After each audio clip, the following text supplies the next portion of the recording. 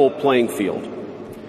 Now, with the President's recent executive order on AI, we're developing an AI action plan that avoids an overly precautionary regulatory regime while ensuring that all Americans benefit from the technology and its transformative potential.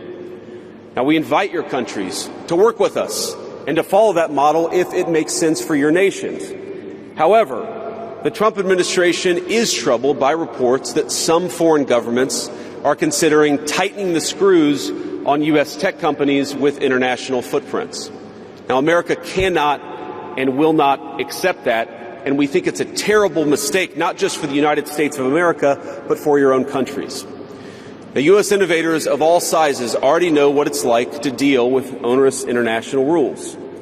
Many of our most productive tech companies are forced to deal with the EU's Digital Services Act and the massive regulations it created about taking down content and policing so-called misinformation. And of course, we want to ensure the Internet is a safe place, but it is one thing to prevent a predator from preying on a child on the Internet, and it is something quite different to prevent a grown man or woman from accessing an opinion that the government thinks is misinformation.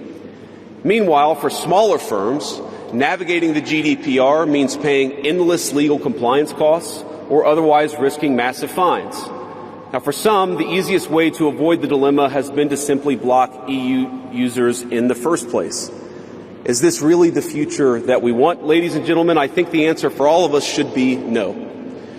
Now, there's no issue where we worry about more than regulation when it comes to energy. And again, I appreciated the comments of so many at the conference because they recognize that we stand now at the frontier of an AI industry that is hungry for reliable power and high-quality semiconductors.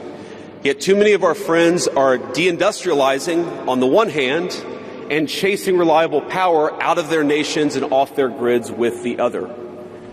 The AI future is not going to be won by hand-wringing about safety. It will be won by building, from reliable power plants to the manufacturing facilities that can produce the chips of the future.